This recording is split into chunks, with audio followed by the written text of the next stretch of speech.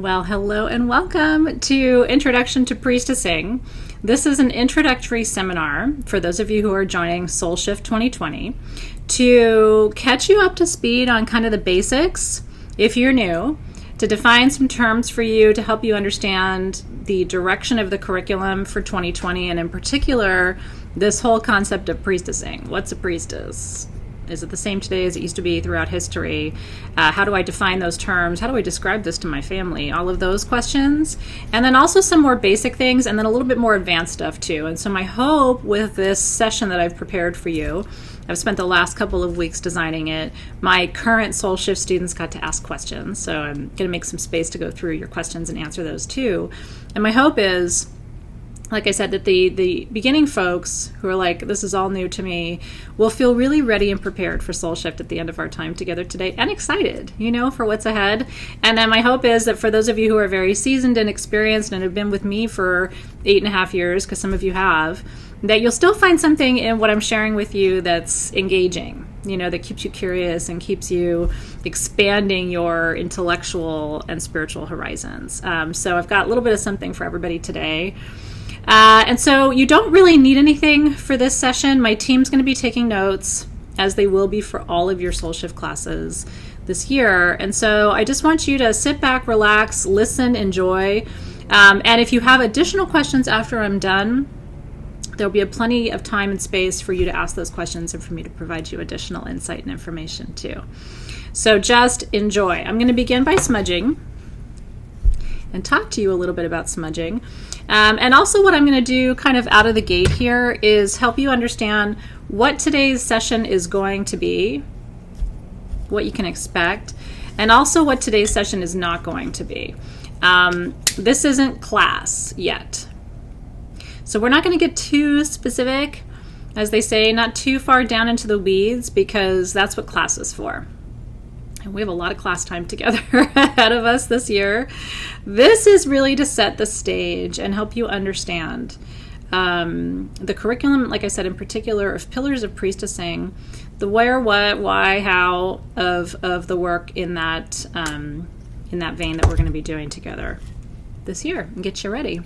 So this is white sage, Salvia apiana, which is actually a protected plant because it's somewhat endangered here in Southern California, where it grows natively from Santa Barbara south and then east from really the Pacific coast all the way to almost the edge of the Anza Borrego Desert in southern California, and then Baja, Mexico. It's native to all of these regions, but it can be over-harvested. So we're really careful with white sage. I grow it at home. All of our white sage bundles at Sage Goddess are farmed and grown and sustainably farmed and harvested. So you can always feel really good about working with our sage. And that's important to us here at SG. Now, why do we smudge with Salvia apiana as opposed to, my little bowl here is full of goodies, right? And you're going to hear me over the course of the year talk to you about a lot of different smudging options, and I don't want you to get overwhelmed. My motto, especially if you're new to working with me, is pace yourself. You've got a whole lifetime to explore, evaluate, experience a lot of different options for your magical practice. So take your time. I have different options even here in my smudging bowl, like pinon pine, and some of these are seasonal, especially for us here at Sage Goddess. Pinon pine is about gentleness and softness and forgiveness and compassion. So it's really good for clearing emotional energy. I've got a Palo Santo incense stick, as well as a couple of different types of essential oil infused Palo Santo. Palo Santo comes to us from Central and South America. And the smoke is antibacterial, antimicrobial, and antifungal. So it's really good for clearing not just spiritual energy, but also disease, illness energy. It really does. After you have a cold or a flu, or anybody in your household does, you should burn a little Palo Santo. So I'll offer some of that to you as well, just to kind of get us started and get everything fresh and clear. And we're talking about priestessing today, and we're going to be talking a little bit about the role of the priestess. What does it mean to be a priestess? And does it mean that, you have to do something different or be something different in your life? What are your own expectations of yourself as a priestess? What are society's or community's expectations of you as a priestess, and how do you step into and activate and work with those expectations in a good way? So we've got a lot of terrain to cover today. Okay, so let me begin, now that we have smudged, let me begin by explaining to you what this bonus Intro to Priestessing class is going to cover and what it's not going to cover, just so that your expectations are aligned with what I have planned for you. We're going to talk about what is a priestess, including the origins and a brief history of priestesshood throughout time. I will say it really is a challenge to try and give you as much as I can without making this like a 24-hour masterclass, because there's so much to be said, and a lot of it has to do with history and mythology, archaeology, what we understand and what we know, what we don't know about these very important figures in spiritual and metaphysical history. And there hasn't been a lot written about priestessing and priestesshood. A lot of it, traces its origins back to what we call the mystery school tradition, and it was a mystery school for a reason. A lot of the ancient spiritual leadership practices were held in a very real level of deep secrecy. And so we have some insight and some information. A lot of it has been pieced together over time, and then we have the legacy of some of what transpired, passed down through stories that continue to be shared. Remembering, of course, that there have been priestesses in almost every country and every tradition around the world, some of whom did not go by the name priestess, right? May have known themselves or their craft or their position by a different name, and so we have to keep an open mind around that. We're going to talk about the role of the priestess, both historically and in modern times, just to give you kind of an accurate lens, again, on a word that has a lot of connotations, but not everybody understands it or interprets it the same way. Then we're going to talk about the connection to leadership. One of the questions that I've been asked a lot is, what is Pillars of Priestessing and how does it relate to leadership? And it is leadership. And I think when I explain it to you today, it'll make a lot more sense. Pillars of Priestessing is a course in spiritual leadership. And a lot of you have asked, how do I talk about this to the muggles? I'm all excited about this class that I'm taking, or I'm all excited about this program that I've enrolled in, but I don't know how to tell people about it. And so we're going to talk about that today as well. I'm going to give you an overview of the themes of Pillars of Priestessing for 2020, and double click on them a little bit so that you can get more into the nuts and bolts, the details of what we're going to be doing together, because I think it'll make more sense to you, especially as I give you this contextual overview. And then I'm going to help you understand what to expect this year and answer a few questions from some of your peers who are in the Soulship program. Let me tell you what this particular class, this bonus session, will not cover. Okay. The first thing is, I'm not covering detailed ceremonies and instructions on how to design or facilitate ceremony here. All of that will come up over the course of the year. And that's why I was saying, if I'm not careful, this could end up being a week-long slumber party bonus session. That's not what either of us are prepared for right now. But just know that all of that is coming. This is really just designed to set you up for success so that you don't feel like a fish out of water, and you also don't feel like, okay, I signed up for this class and now I have no idea what's about to happen to me. So that's what we're doing here. Altar setup, for example, and altar placement and all of that is coming in session 1 of Pillars of Priestessing in January. So even some of the basics that we're not getting to today, we're still going to be covering in class. We're not going to be talking about specific practices or traditions in detail.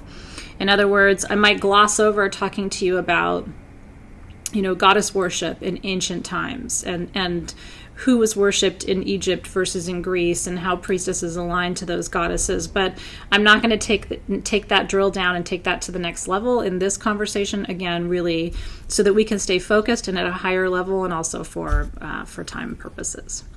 So hopefully that helps you understand what you're about to receive.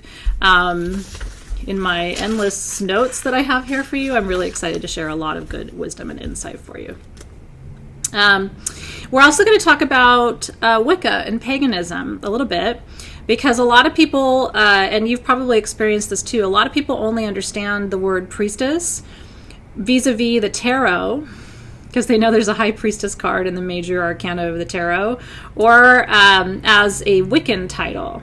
You know, a high priestess in Wicca is the central leader of a coven. And that's not what I'm preparing you for here. In other words, this isn't a Wiccan priestess program. If that's something that you want, that would happen for you outside of Soul Shift. What I'm preparing you for, and I will be initiating you as a priestess, but I'm not initiating you as a Wiccan high priestess. I'm not initiating you into any of the Wiccan traditions. And there are very specific Wiccan traditions that high priestesses get initiated into. This isn't a pagan program. And by the end of our time together today, you'll understand why. There's actually very specific reasons for all of this, and so I'm going to walk you through those today, again, in service of helping you understand what our goals and objectives are, how we're going to get there together, and also to help you explain to people. For example, you'll be able to explain why this isn't a Wiccan program, because it isn't. And there are Wiccan high priestess programs out there. They just have a different sort of set of objectives and teaching principles that aren't part of my my process or worldview. We're also going to talk about responsibilities of a priestess and applicability to your daily life. You know, one of the things I'm really committed to in my teaching, because I can teach you all kinds of really cool stuff, but if you don't know how to take it home and employ it, apply it to your family, to your workplace, to your own spiritual path and process. If I don't teach you how to integrate this into your life and make sense of it so that you can see a real outcome, so at the end of the year you can say, oh wow, I can really see how that class helped me with this, or shifted my perspective about that, or helped me align more to this, or helped me release more of that. That's my goal. I want you to be able to look back at the end of 2020 and go, whoa, if I hadn't learned that pillar of priestessing in March, when that thing came up in June, I don't know how I would have gotten through. So that's really what this class is about, is giving you some practical, applicable, but still very magical and esoteric tools and wisdom to support you as you walk this really complex path that you both chose and was chosen for you. You know, I think 50% of getting you to the place where you're actually sitting here listening to me right now is your choice. And I think 50% of it is the universe sort of,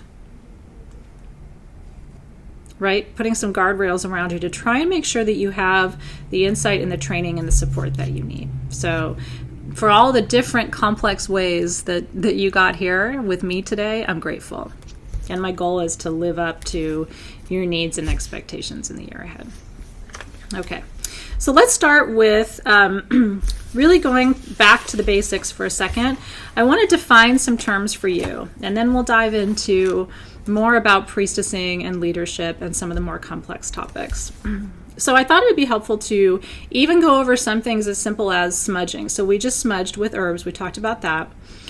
I smudge probably half a dozen times a day.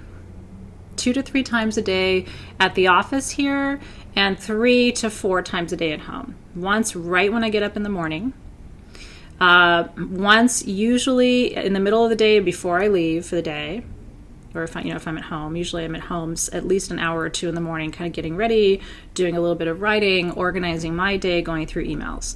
Then I'll smudge again. Then when I get into the office, I smudge to kind of clear and set the energy. And then if I'm doing any kind of online, usually if it's class in particular or a ceremony, I do smudge just to get ready, prepare, open the space. Sometimes if I even just go online to have a quick chat, I'm doing a live or something like that, people appreciate a smudge because it's a reminder to stop and slow down and breathe. And one of the things you're going to hear from me this whole year is slow down. Slow down, ground in, take it easy. So much of why you're probably here, right? Which is stress and pressure and overwhelm and the the challenges of managing your life and your energy as a gifted empath. So much of the reason why you're here is about your need to slow down, to develop a really practical but reliable spiritual process for yourself, and learn how to be consistent. And we're going to talk about why that's important as a priestess, because as a priestess, and you may not think of yourself as a priestess right now, but something drew you to this. A priestess is a leader, but sometimes a priestess is only leading herself. Sometimes a priestess is leading a community. Sometimes a priestess is just leading her family, right? Like, that's the most important leadership that we do. And it's important for you to develop a process and then to develop the confidence enough to share it as appropriate with people around you. You know, my kids have grown up with me smudging all the time. They used to call it mudging. And if they ever had a nightmare at night, they would call me, "Mama, can you come mudge the room? I need you to mudge," right? And so we teach as priestesses, a lot of our teaching is through example. You know, you develop a reputation because when there's stress and chaos and you're the one staying cool and calm under pressure, that's part of how you establish your priestesshood, right? You come to be known as the trusted advisor who stays calm under pressure and has a process that brings a lot of peace to herself or himself or to his or her community or family, right? You become known as the solid, the steady, the one who has the broader perspective, the one who has the more forgiving and compassionate heart, the one who knows how to practice these principles of neutrality and discernment in situations, which ultimately, everything I'm talking about right now, you're going to learn this year, and everything I'm talking about right now are the keys to living a better, happier life. You know, being reactive and being defensive and being scattered and disorganized, those are not the keys for a happy, successful, prosperous, peaceful life. Those can be the keys for getting by for a little while, but they're not ultimately going to unlock the doors of awareness and possibility and prosperity that you're looking to unlock. And so what we do a lot in our society is we run for quick fixes. Like, we self-medicate in all the different ways that we do, because it's harder, and sometimes you don't know where to go, to learn other techniques. And so I'm partly here to guide you through that. So smudging is, again, a reminder to breathe. It is the act of clearing space, which is one of the sacred responsibilities of a priestess. And we're going to talk about sensing energy, cue siren. If you're new, that might not be familiar to you yet, but in our current location, we're moving in April, May. But in our current location, we're next to a fire department. So that's good for you to know too.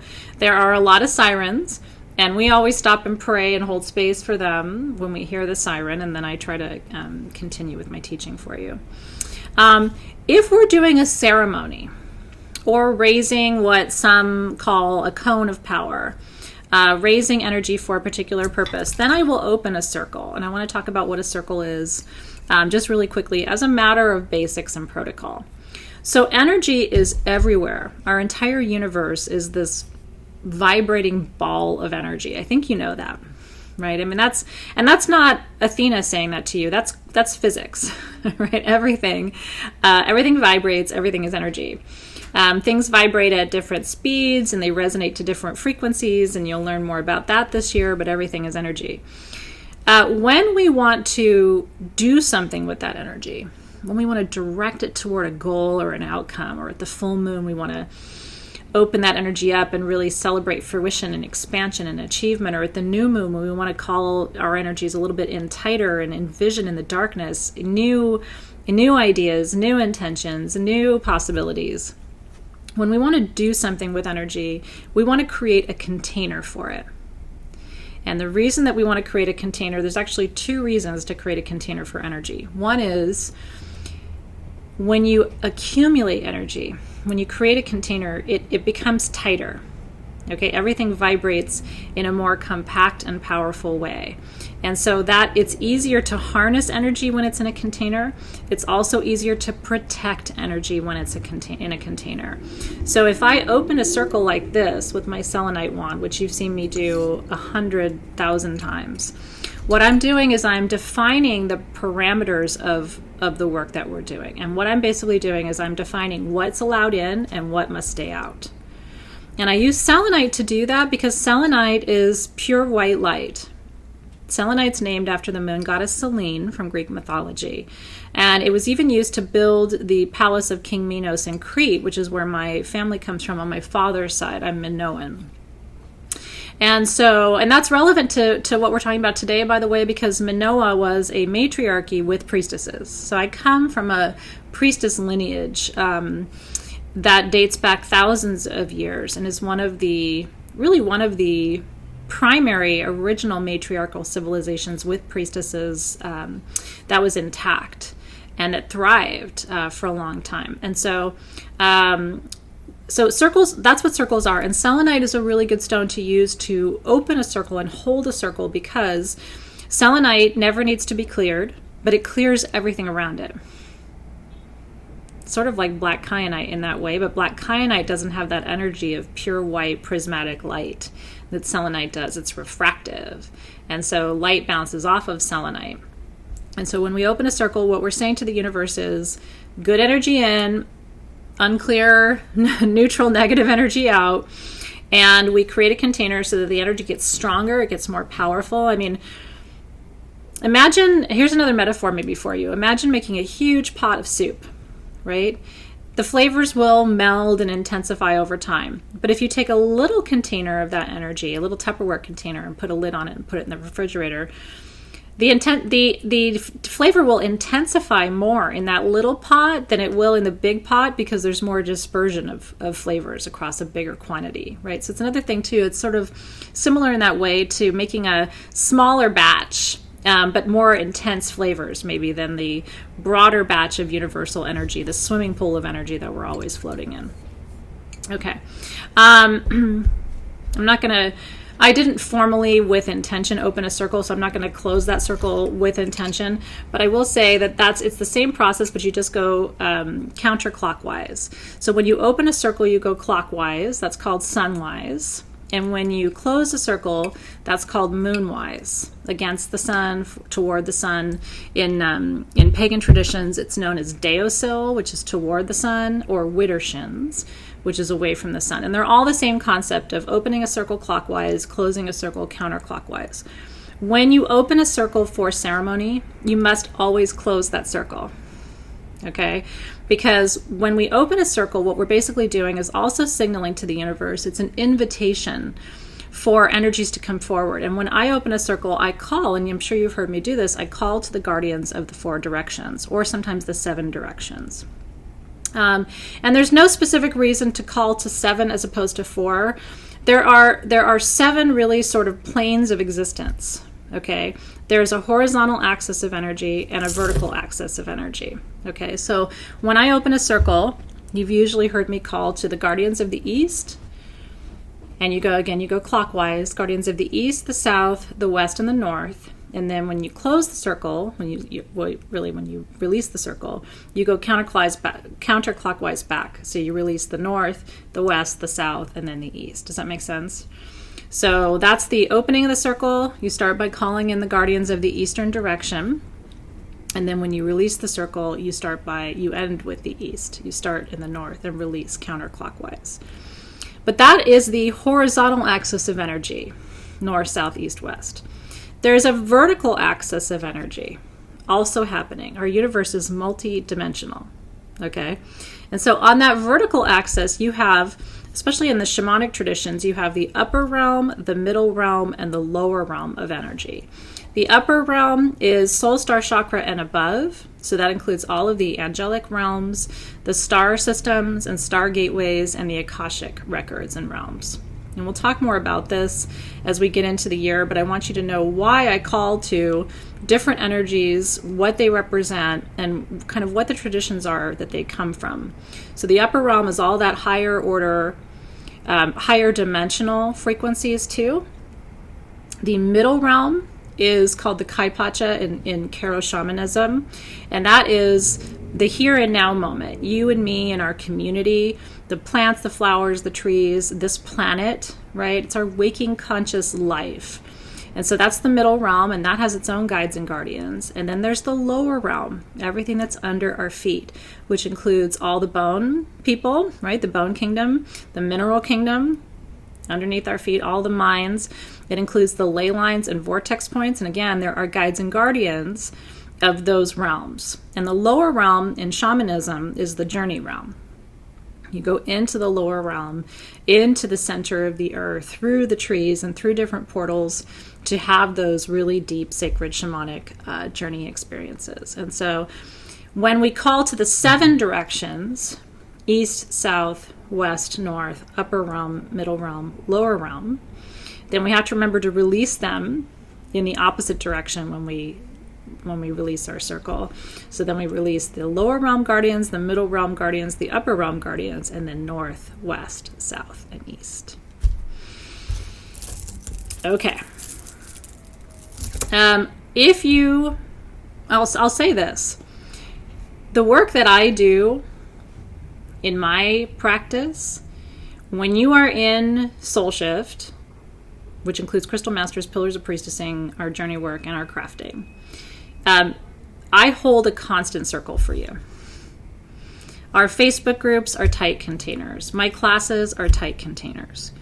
If we ever do a journey together, I've already opened a circle before I ever even turn the computer on and look at you.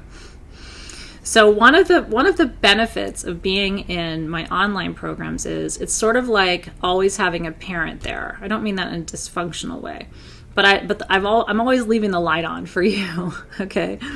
So, and that's the beauty. That's why we work with teachers, because they're holding the space for us. You're not doing this alone. So if you ever do something as part of our class and you're like, oh God, I forgot to open the circle, I've already opened it for you. I want you to get into the practice of opening it because, it's sort of like your mom. I won't always be there doing it for you. And so when you're off on your own, or when you're with your community, or when you're holding space in your own practice, in your own process, I want you to develop good habits, because eventually you will be practicing on your own if you're not already. And I want to make sure that your protocol is tight, because here's the reality. And I'm going to be teaching you about Hermeticism this year. Hermeticism is some of the oldest spiritual wisdom on earth, in the universe, truly. And we'll talk about the ancient texts, but the Hermetic wisdom, the Emerald Tablets, the Vedas from the Indian tradition, these are foundational texts upon which a lot of my personal practice, this class that you're taking, those traditions and those wisdom lines are all woven into the work that we do together. And what we know from Hermeticism and the Vedas is that all energy is both positive and negative. Just like everything is light and shadow, right? There isn't a human being alive who's just a good, kind-hearted person 24 hours a day, never has an unkind thought, never says an unkind word. That doesn't really exist. We are all light and shadow. And the sooner that we reconcile that and integrate those different parts of ourselves, the more quickly we become healed, whole, and well, right? So that's partly my intention with you too. So, because energy is by definition dual, it is both positive and negative. You have to, when you do sacred work, the process of opening a circle, calling to the directions, that protocol is important because there's integrity there. It's about protection. It's about saying the lights welcome in, the darkness must stay out. And I will say this to you many times over our working relationship together. I'm always very clear about who and what I serve, because I do think that there are dual operating forces in our universe. And the light is powerful, but the shadow is powerful too. And so it's possible to acknowledge light and shadow, but you can't serve both, in my experience. I don't serve light and dark. I serve light. I'm here to bring more light to the planet. I'm here to bring more light to my own shadow. I'm here to acknowledge my shadow and integrate it so that it's not hidden somewhere, repressed, and I'm projecting it unknowingly onto people, places, and experiences. And so the reason you will always see me really, really, really focused on opening a circle. When I open a portal, when I teach you about portal protocol this year, you're going to really see me very focused on opening the portal and then making sure we close the portal. We have a portal keeper, right? There's an energy that's dedicated to holding that space for us. And if I sometimes seem really too fastidious almost about it, it's because I've seen what happens when people raise energy without a container. And you can have some not positive experiences, and I want you to really enjoy energy work. And it's much easier to enjoy it when it's safe and done with good form and with proper intention and process. I think it's good for you to have a daily practice. And so there's different things that you can do on a daily basis. My daily must-haves, just so you know, is all the smudging that I just told you about. I always burn copal in my home every day. Copal is a resin that comes to us. A lot of our copal comes from Mexico. It's been used for thousands of years to dedicate and consecrate sacred space. It's been used in churches. A lot of my clients say, oh, it reminds me of church. This is a copal incense stick, and this is my favorite way to work with it, although we do have the resin tears, as they call them, that you can burn on a charcoal disc, and that's perfectly fine too. And a lot of our Sage Goddess incenses have copal powder or resin in them. And again, it's because it's really good for dedicating, opening, consecrating sacred space. I take a salt bath every single day with Epsom salt and or Himalayan salt and essential oils. And that's, again, to keep the energy field clear. I wear patchouli, third eye, my wrists, and my ankles every single day, and that's to stay grounded. It also really helps with adrenal fatigue, which is something that a lot of empaths are susceptible to, especially if you're working with a lot of clients or you're around people a lot and you want to keep your consciousness open. You want to keep what's called the central channel of energy, and we'll talk more about that later too. Because you want to stay open as an empath, but you also have to have a good sense of your energetic boundaries, right? And so I like to work with oils and crystals as ways of supporting myself. That's why I always have jewelry on, my rings. I haven't been wearing my necklaces as much lately because I've been having menopausal hot flashes and it gets uncomfortable, but you'll see me wearing them more soon. And so my necklaces, which are also a really critical part of my medicine process, because those stones and the energies of them are very important. So smudging, I meditate every single day. I don't always have a lot of time to do it, but you will not find a day go by where I don't spend at least 5 to 10 minutes in meditation, even if it's as simple as just closing my eyes, clearing my thoughts, and listening. Or taking a mala, which is what this looks like, with 108 beads, and reciting a mantra. And if you were in Soul Shift in 2019, I taught you a lot of different mantras. One of my favorite mantras is Om Shanti, which is the sound of the name of God and the word for peace. And so you can just recite Om Shanti, Om Shanti, Om Shanti, Om Shanti, and follow the 108 beads all the way around.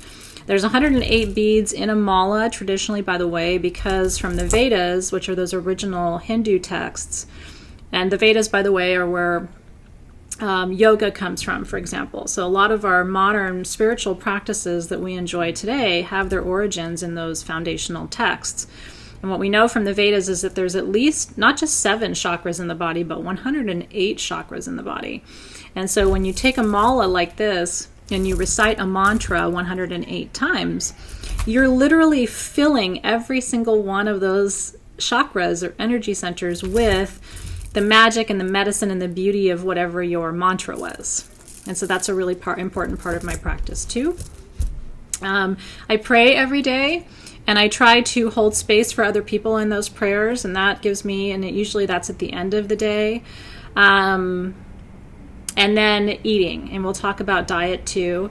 It's a really good idea if you can limit your consumption of sugar this year. I know that's really tricky, but one of the things I've noticed is that if I can get processed food and sugar out of my diet, my psychic gifts get stronger.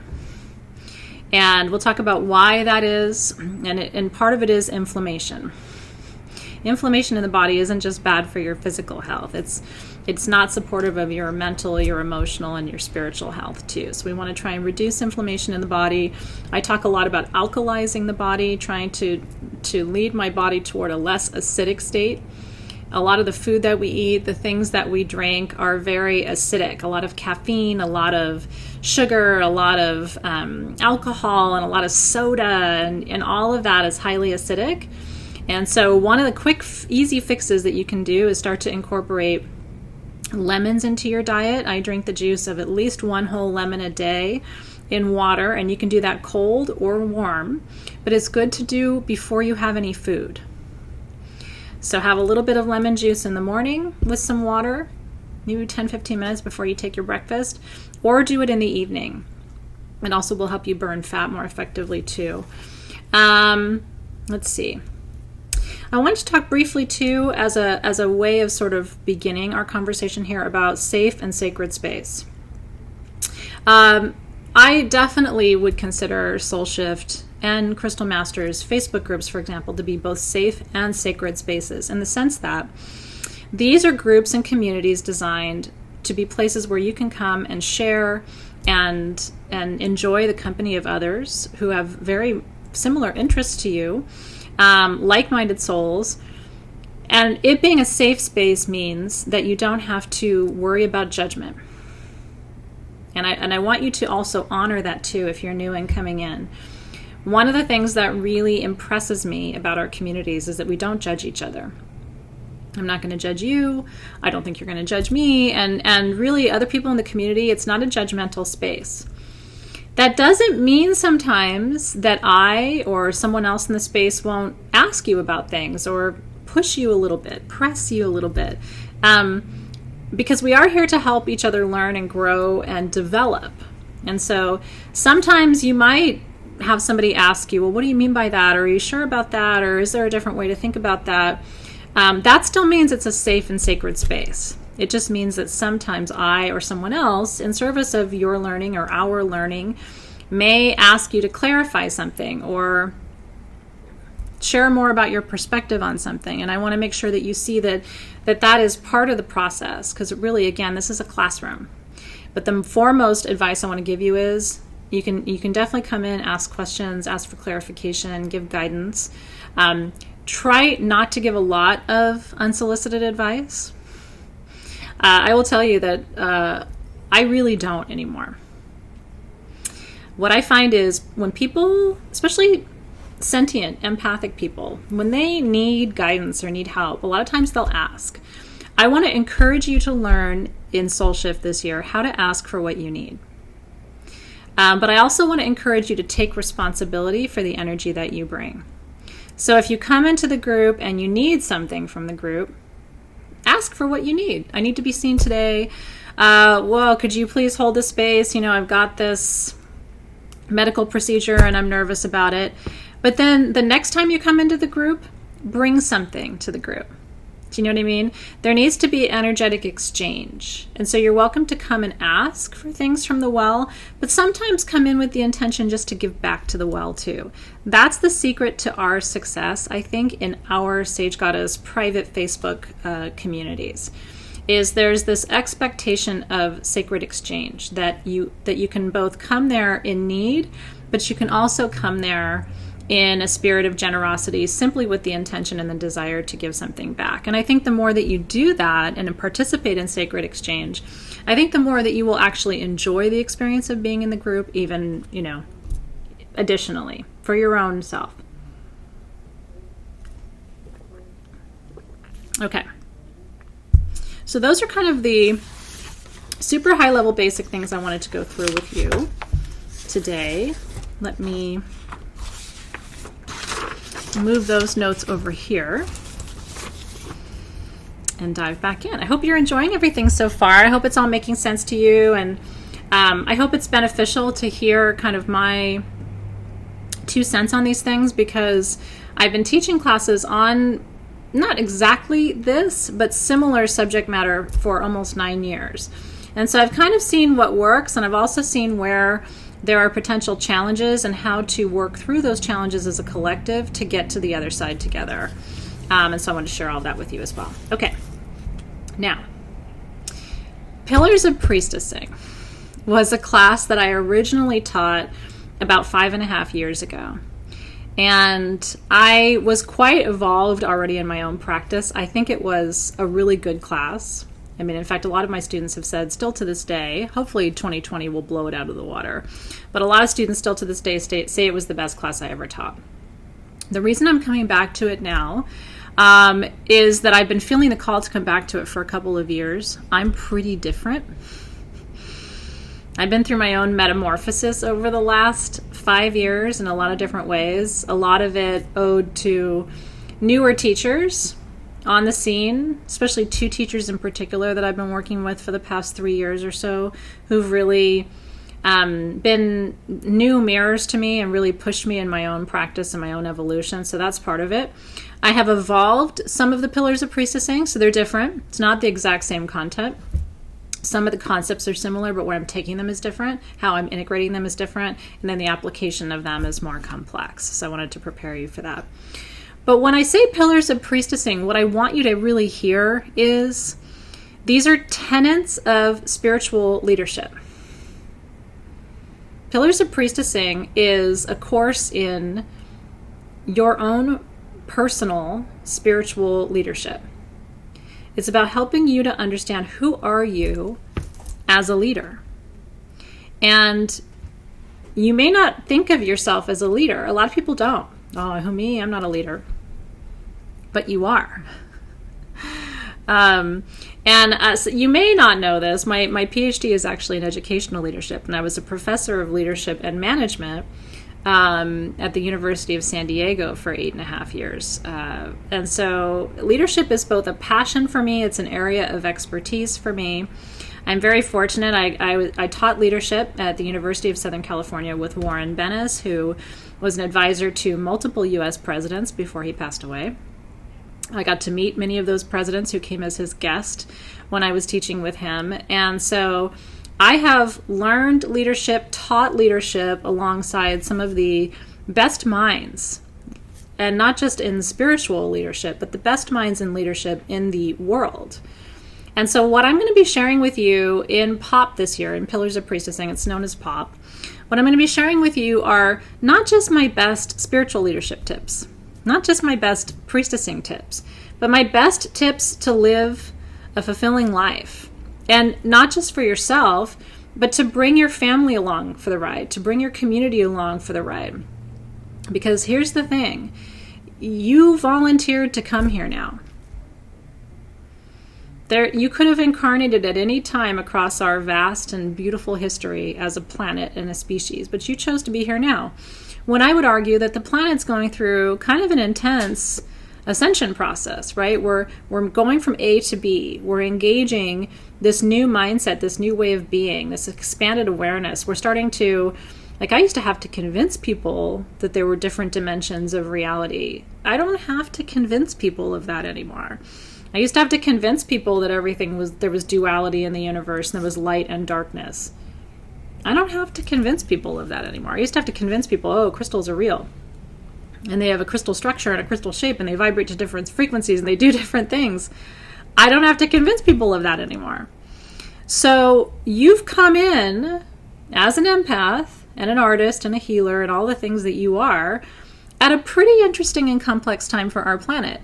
So if you were to say, well, you know what, Athena, I still don't think I'm a leader, I would really challenge you to reconsider that perspective. Because even if the only person you ever lead is you, which probably isn't going to be true, right? You have neighbors, you have coworkers, you have family members, you have acquaintances, but even if you strip all that away and the only person you ever lead is you still need Pillars of Priestessing. Because where this is going to come in handy, truly, is when you get into what I call those sticky, icky situations in your life. Those moments where you're like, what would Athena do? What would a priestess do, right? How would she handle that? And I'm going to give you some tools and techniques and strategies so that when you hit those moments, you all of a sudden go ding, ding, ding, right? Good wisdom, good teaching is the stuff that you remember right when you need to remember it. And it's because it sticks with you, it lands with you, it resonates with you. You're like, yeah, you know what, that makes sense. Or yeah, I can see what she's saying about that. So my goal is by the end of the year, my goal is not for you to have an uneventful life. You're human. You volunteered to be here now. It's getting real weird on our planet. Okay, so I can't change any of that. What I can change is making sure that you have a whole tool set of insights, examples, nuggets of wisdom, perspectives, mantras, practices, applicable exercises, that when you get into some of those sticky, tricky moments, you'll know what to do. And sometimes what not to do in order to navigate them with grace. So we all lead, but we don't all lead with intention. And we don't all lead with the intention to balance masculine and feminine, and we don't all lead with the intention to be mindful and present in our lives. The hallmark of a priestess is that a priestess is mindfully present, meaning no matter what else is going on, and this is my practice, no matter what happens in my life, because of who and what I am, and I consider myself a medicine person and a priestess at the end of the day, and a miraphor. We can talk about that later too. Those are the three things I would say by my lineage I am: priestess, medicine person, miraphor. And so because of those things, there's an expectation of me that I welcome, frankly, and I have cultivated, that I'm going to be calm under pressure. I'm going to keep a broad, open perspective. And I'm going to be mindful about how and when I approach things, respond to things, right? Because the bar gets higher when you step into a training like this. And as you step in and say, yes, I want to become a priestess, what you're saying to me and to the universe is, I'm ready for the next level. I want to be held to a higher standard so that I can be bathed in a different light. And that is really the thing. But we're going to talk about what that also means, because I think it means you have to live your life in alignment with truth. You know, I don't think it's really possible to be a powerful healer, medicine person, priestess, and not be an honest person who's trying to have clean relationships and do the right thing in your life. I don't think it's possible, really. I do think that people who set out to be spiritual leaders have to hold themselves to a different standard, and can, to some extent, get away with less. And if you haven't figured that out already, now's a good time for you to figure that out. I do think you have to, as you move through this curriculum, I think you've got to get right in your relationships. I think you got to start being honest with yourself. And I think you have to begin to take responsibility for your energy and the energy that you bring to the different parts of your life. Because as you step up and say, I want to do this, I want to have a bigger impact, I want to have a louder voice, I want to have a different seat at the table of consciousness on this planet right now, you got to come into some alignment too. Now, there's two different ways to approach leadership, okay? There's more of a masculine model of leadership, and then there's more of a feminine model of leadership. Priestessing is more of a feminine model of leadership, but men can be priestesses, okay? So I'm going to try to explain all of this to you in as clear a way as I can. I probably will say it a couple of different times while we're together from a couple of different angles, because one of those angles is going to make sense to you, okay? When we choose to focus on priestessing this year, we are not privileging the feminine. Let me say that again. By focusing on priestessing this year, we are not saying that the feminine is more important. The feminine and the masculine, energetically, are always seeking each other. They're magnetic to each other because they're parts of one whole. Now, they can resist each other and they can bicker with each other. But at the end of the day, I mean, not to put too fine a point on it, but the masculine still desires to enter the feminine, and the feminine still desires to receive the masculine. They are the yin and the yang, right? They are the two parts of the whole. They are the hands that clasp together, right? That fit perfectly together. And so you can't have good leadership that's just feminine. And I'll tell you why in a second. But you also can't have good leadership that's just masculine. And a lot of the leadership that's being practiced across our planet right now is highly masculine. Masculine leadership is direct. It is active and proactive. It's about inserting itself. It's dominant and domineering. And it's outcome oriented. A plus B has to lead to C. And what matters is C.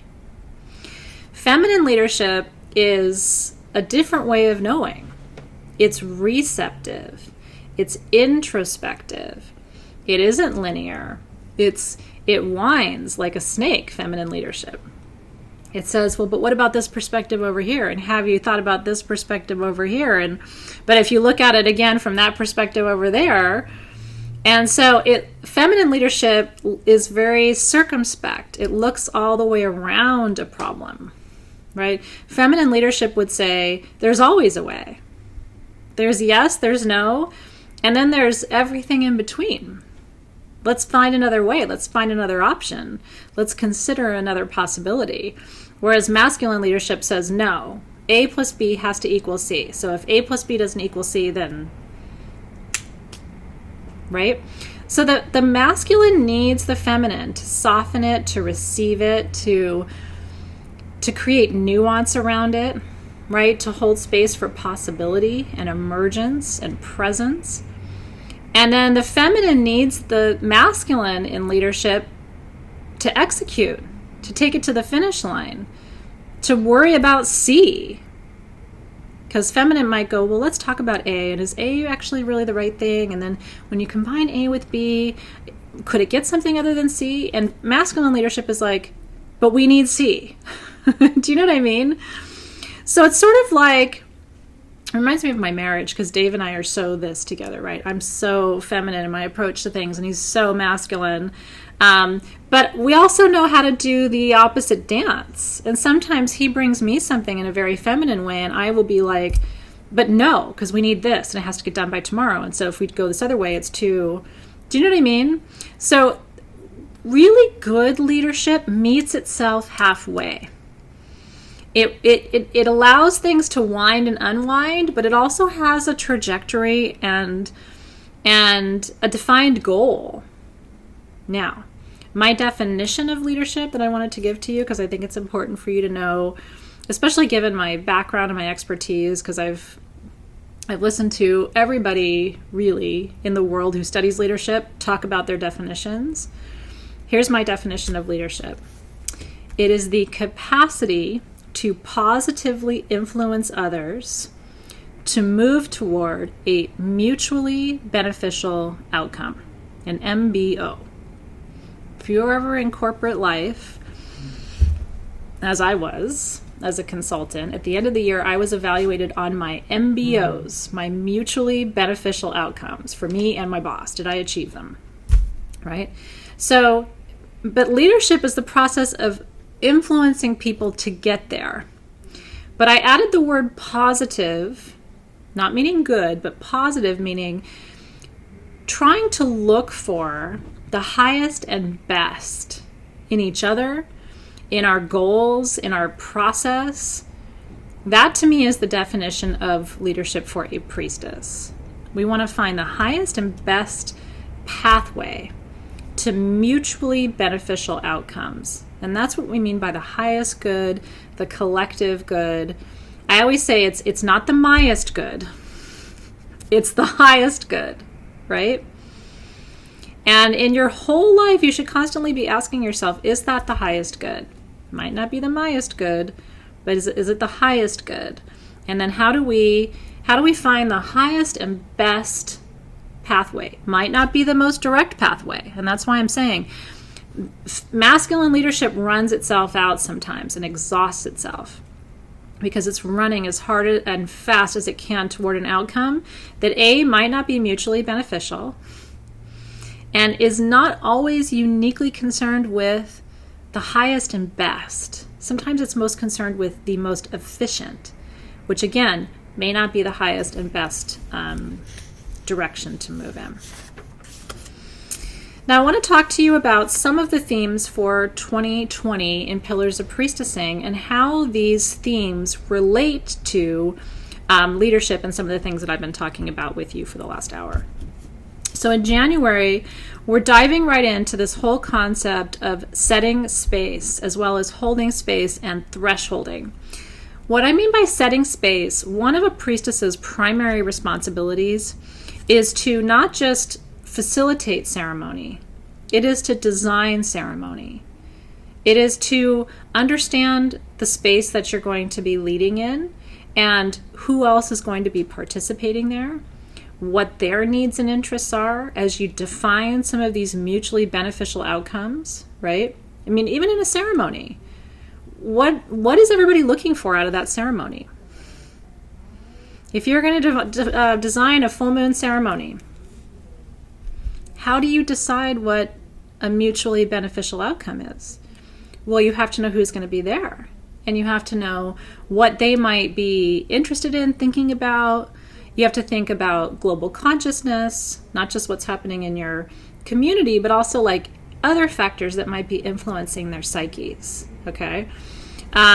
Holding space, we're going to be talking a lot in Pillars of Priestessing about functional relationships as an empath. You know, this isn't called Pillars of Codependency. Okay? A priestess is someone who, you know, we talk about boundaries all the time, and I hate the word boundary because it's come to mean like, you know, that's you and this is me and I can't do you and you can't do me. Boundaries become this like way for us to perpetuate separation consciousness rather than unity consciousness, which is more what I'm interested in. And it's more aligned with Hermeticism and some of the traditions and theories and perspectives I'm going to be teaching you about this year. So we have to stay aligned to this idea of a collective consciousness, but we don't have to take on each other's problems. We don't have to create codependent relationships, right? But we can still be tender, compassionate, nurturing, supportive, and kind. And so how do we do that? That is one of the trickiest balances that a priestess has to navigate. And I've seen a lot of examples, I guess, of people who I think did this well. I try to do it well. I'm not always perfect. I mean, I'm human, so are you, right? It is one of my skills, I think. It requires a lot of diplomacy. And I'm going to be teaching you about sacred diplomacy this year, because there are going to be times where you're going to have to say to someone as a priestess that they need to take responsibility for their energy, or that they're projecting something onto you or someone else, right? One of my favorite tenets really of priestessing is to do you. Like, it's not your job to tell other people to own their shadow or to address their problems. It's actually your job as a priestess to meet people where they are. And then again, through the process of skilled leadership, to guide them toward a mutually beneficial outcome. But you can't do that well or compassionately or effectively, in my opinion, if you don't know how to hold space for people without taking on their problems as your own. So we're going to talk a lot about that.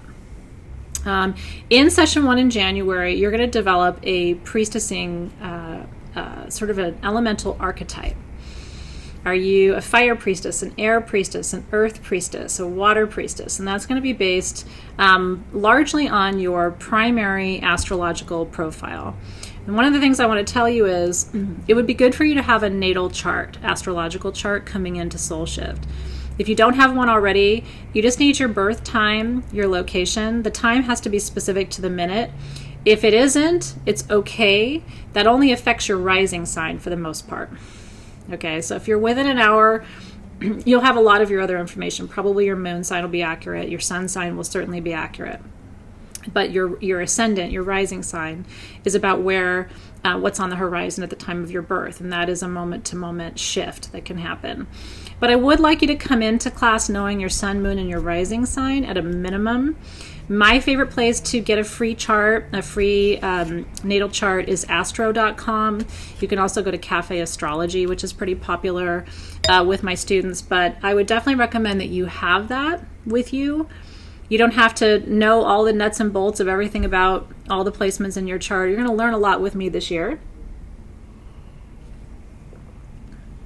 Our focus this year isn't as intense on astrology as it was in 2019, but we're still going to be talking about it a fair amount. And so in our first session in January of Pillars of Priestessing, in just a couple of weeks, you're going to figure out kind of what your primary elemental archetypal profile is. And that's going to help you understand how you approach situations as a leader. And so I hope you're excited about that. In February, we're going to be talking about raising energy and expanding the Sushumna, or the central channel that holds your chakras.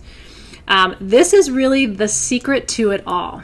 And we got into it a little bit in 2019, but my intention was always to come back to it in a more complete way. So in February, I'm going to be really teaching you some practical tips to help you run energy more effectively, to expand how much energy you can manage so that you don't feel overwhelmed, you don't suffer as much adrenal fatigue. And we're going to talk in that session too about sex, passion, and magic. We're going to talk about desire and curiosity as some of these really important generative emotions as a leader, because one of the things that I have found is priestessing and leadership in general can be lonely, it can be taxing, and it can be difficult. And so in order to avoid becoming discouraged, sometimes depressed, you need to learn how to run energy well and efficiently. And again, not take anything on as your own. Keep all the energies moving efficiently and effectively through your system. And be teaching you how to work with crystals as allies for that. Essential oils are certainly allies for that. And then certain types of meditations and meditative practices can be helpful too. In March, we're going to clear old patterns. We're going to focus on lineage healing and how to navigate your relationships through this new priestessing lens. Because you better believe that when you start to learn all of this and expand and grow, it certainly does impact your relationships. In my experience, it impacts them in a really positive way. People want to be in relationship with empowered people. People don't really want to be in relationships with victims who are just like, well, I can't help it. That's how my family's always been, or we've always had arthritis, or that goes all the way back to Grandma Becky. No, we're going to stop that. We're going to acknowledge the past, but then we're going to focus on creating a more empowered present so that we can then design an intentional future. So that's going to be the focus of March, which is really good because that energy around spring equinox, the vernal equinox, is all about renewal, right? Regeneration, new beginnings, breathing new life. So I thought that time of year really lined up beautifully with that work that we're going to focus on. In April, we're going all the way into Hermetics. I'm going to be teaching you about Hermetic manifestation, incorporating a lot of the things that I'm talking to you about today, and also showing you how a lot of what people teach around manifestation doesn't work because it's incomplete. And we're going to go and look at that. We're going to talk about quantum entanglement, which is going to be new for a lot of my students. I haven't really taught you a lot about quantum theory and quantum entanglement from quantum physics. And that is really what brings science to the woo-woo. So, and I think April's class, I'm not going to be teaching you college level physics, but I am going to be giving you a lot of basic vocabulary, terminology, and wisdom to help you understand how and why people relate to each other or don't. Because one of the things I know for sure is when you begin to shift and grow and change and expand energetically, sometimes it brings new relationships in. Sometimes it, especially if a relationship has been kind of on the edge in your life anyway, it can end up clearing a lot of old relationships and old cords almost automatically. because people can sense, even if they're not really attuned, whether they're still in vibrational alignment with you or not. And as you mature and grow and expand, sometimes you're going to move out of alignment with people who aren't also pushing themselves to mature, grow, and expand. And so we're going to talk about that in April. In May, we're going to get into more about your personal leadership style, and we're going to talk about the architecture of ceremony. And so May is when I'm going to be teaching you how to design ceremonies in your life. I'm going to be giving you kind of a broad template that you can always apply. Here are the things to always think about when you're designing a ceremony as a priestess. And then we're going to talk about some more specific examples, new moon versus full moon, high holidays, and then more of the, what you might call the mundane ceremonies of life. How do we honor birthdays? How do we honor births and deaths as a priestess? How do we, if I'm ordained, as you know, and I marry couples, not frequently, because my policy is I refuse to charge for it. So I really only marry couples who are friends and family. But if you want to, add that to your practice, then you're going to be thinking about how to design wedding ceremonies and hand fastings, maybe, which are my favorite type of wedding ceremony. So we're going to be talking about that. In May, I'm also going to be teaching you, and I may start teaching you about it sooner than later, what I call my weather vane concept. I want to teach you this year, and I didn't teach this last year because nobody was really ready for it yet. One of the secrets to manifestation is you have to be able to read energy. You have to be able to know whether the energies of a particular time, space, community, relationship are in alignment with your intended outcome or not. And you have to decide if they're not in alignment, that makes your work, your manifestation, a little bit harder. And so sometimes there's a timing component to magic, and we're going to be talking about that in May. In June, we're going into cultivating and trusting your intuition, developing your psychic gifts, and learning how to access the Akashic library, the cosmic library. In July, we're going to be focusing on dreamtime wisdom, lucid dreaming, interdimensional access and awareness, as well as theta state healing, which is something of a new concept for us this year. In August, we're going into conflict resolution and mediation through the subject of neutrality. A lot of times a priestess is called upon to settle disputes, and it can be passive or active, but there will always be conflicts in communities because we're human. I mean, it's just not possible. There will always be conflicts in families, in workplaces, in sacred communities. And as a priestess, one of the things I've realized is conflict isn't a bad thing. Conflict is an opportunity for resolution and challenge and change. And a lot of times things need to change, but because we're human, we get comfortable with them sort of being the same as they've always been. And I want to really encourage you this year to start to look at conflict resolution as a skill set that you can build in Pillars of Priestessing. I'm going to be leading you through some content that actually comes from the Harvard Business School around conflict resolution. Again, back from my own leadership and management classes that I used to teach and training that I went through. So you are going to get some, what I would say is basic academic instruction in conflict resolution this year. So if you've been wanting to learn new and more holistic and mindful and integrated techniques to solve problems in your life, I'm really excited to tell you about August. September is discernment, wisdom, and the beginning of our shadow work together. That's about exploring the deeper subconscious as well as the collective subconscious, which is, because remember, there's the personal shadow and there's the transpersonal shadow. You have a shadow, I have a shadow, but then the collective, all of us have a collective shadow.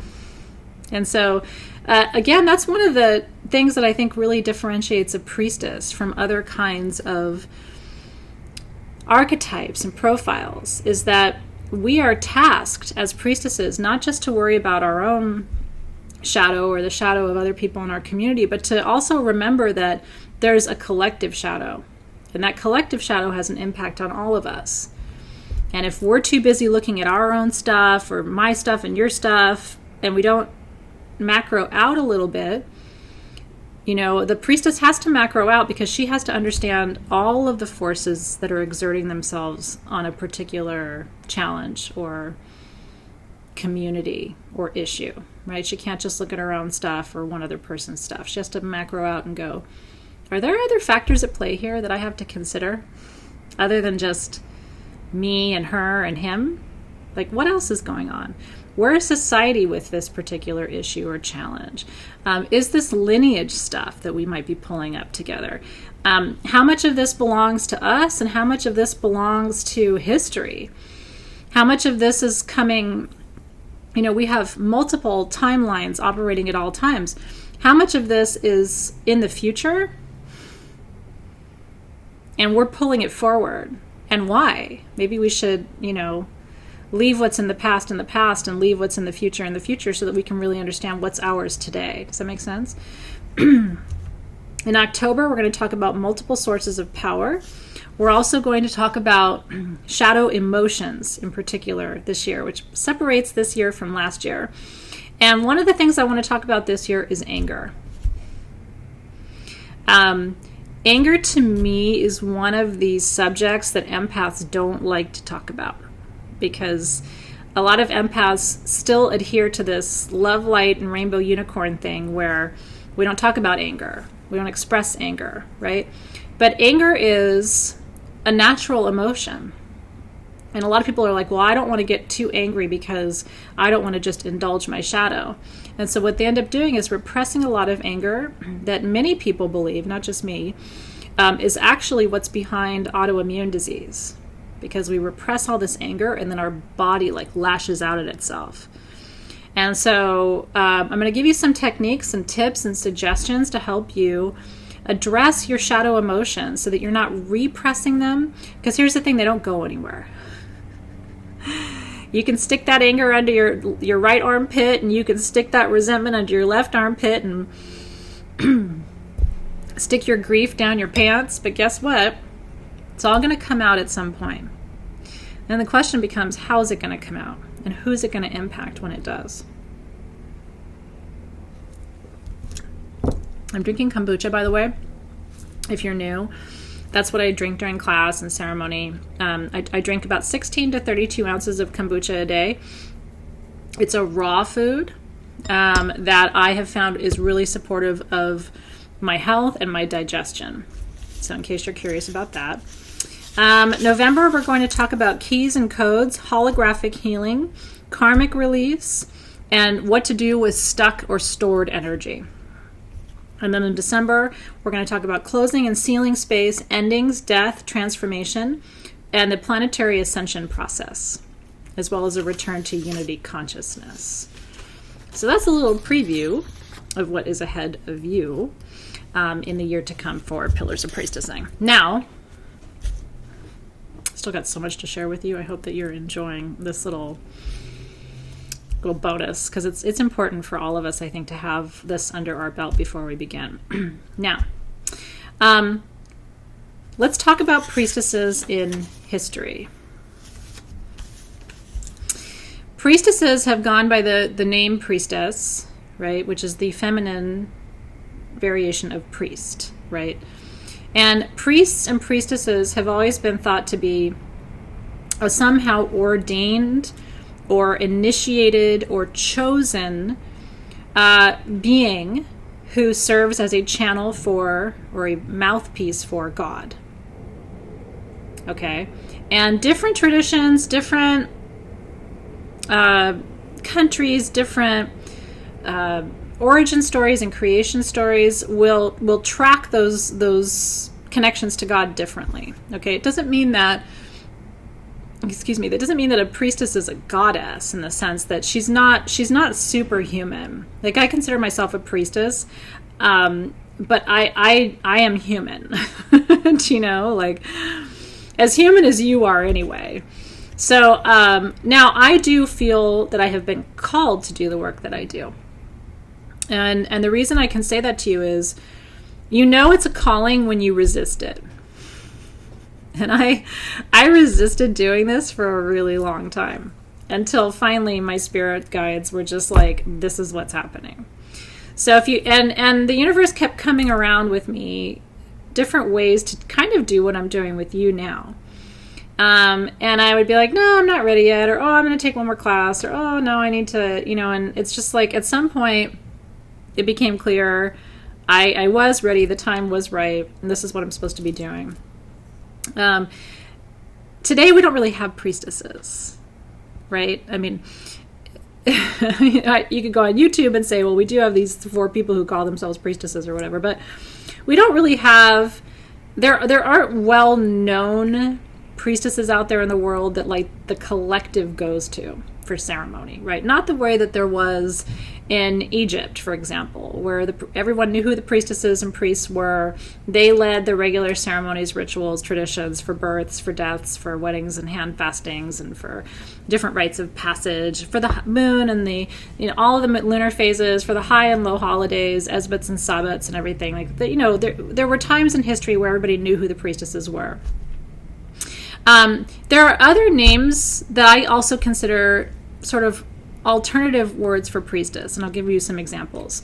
A witch, right? I mean, a witch, the word witch doesn't really resonate with me, and part of it is I don't like what people attribute to it, right? The word witch really just means wise. It comes from the word Wicca, which is the root word of the Wiccan tradition, right? Which just means wise person. So that's why I prefer priestess in a way, because I like the connotation that there's a relationship to God. That has always resonated with me more than witch. But that is a word that people would consider probably to some extent, replaceable for priestess. Dakini, the word dakini, or the concept of the dakini from Buddhism, to some extent mirrors this too. Dakinis are defined as those who are able to cut through illusions and deceptions in order to find and surface truth. That's a dakini. And dakini spirits are these female spirits that you can call upon for their wisdom and their power. Some people see dakinis as very sort of ethereal, fairy goddess-like energies. Some people see dakinis as figures of death and destruction, as well as creation and birth and expansion, right? They see more of the duality in the dakini spirit and see it as a more fiery energy or essence. Certainly you hear people refer to oracles in ancient Greece, right? And that goes back to the lineage of the Pythia. The Pythia was the primary oracle at Delphi in Greece, who channeled the messages of Apollo, right? And we know a little bit more about Pythia and the oracle at Delphi now than we did, historically. We know that the oracle, where the oracle sat at Delphi, there was a crack in the earth, and there were these gases that were released that really were somewhat psychedelic. And so the Pythia, the oracle, was having these oracular visions that were enhanced by that experience. Miraphors are oil priestesses. And like I said, that comes from the Greek tradition. It's something that I consider myself to be. I don't know how to explain how close of a connection I have to resins and oils, and always have, even before I had any official training in aromatherapy, which didn't happen for me until I was 18. But I was making perfume when I was 15 or 16 years old and gathering oils, and just felt intuitively what to combine. And I still teach perfuming. We're going to be making perfume in Pillars of Priestessing, session 1 every month in Soul Shift. And it's because, for me, essential oils and resins in particular, and resins can be boiled down. There's resins in Sage Goddess perfumes. They are some of the oldest medicine on the earth. And what I love about essential oils as a miraphor, maybe that's why. And a miraphor, by the way, is just a myrrh priestess. It's Myrrhophore, miraphor. And so the whole idea is that when these oils, these resins are used or applied to the skin or burned in your sacred space, that the spirits recognize them. And I believe it's true. And they get summoned by them. They know myrrh, they know frankincense, they know copal, they know the palo santo, they know the white sage. And so all you have to do as a way of communicating with the spirit world is burn or diffuse or anoint, because scent is a very powerful experience. And I've taught you this many times over the years, but it bears repeating. The olfactory bulb in your brain is adjacent to the limbic system. And the limbic system is the oldest part of your brain. It's precognitive and prelingual. So it doesn't even have access to language. But that's why when you smell a smell from childhood or your grandmother's perfume, it's like you can't even put it into words, but a feeling comes over you, right? Like of joy or of sorrow or of laughter or whatever. It's like your sense of smell, it defies language, it defies explanation, it defies space and time. It's connected to the oldest part of who you are. And when you think about the fact that some of these things you smell now, you were working with in past lives. You knew them then. You might work with them again in a future lifetime and come back and have that awareness, right? And be reminded of this lifetime, which is a really fun thought. And then, healers. I mean, a lot of people don't call themselves priestesses, but they officiate ceremonies, weddings, births and death traditions. They are the ones who are called upon to, lead grace at the table by their family. And they're the ones who are called upon to, to gather everyone at the new moon or at the full moon and know exactly what to do and how to open a circle and how to hold space. They're the ones who get called when someone's not well, right, or needs prayer or energy work. And so a lot of people are priestesses in the way that we're defining it, which is, again, one who takes it upon themselves to influence positively themselves and others in their lives toward mutually beneficial and shared outcomes. Now, as I said before, priestesses are also those who walk in two worlds. And what I mean by that, priestesses are the ones who can sense energy. They walk into a room, they can feel it, right? Like, ooh, something's happened here. Or no, it's, it feels perfectly clear here.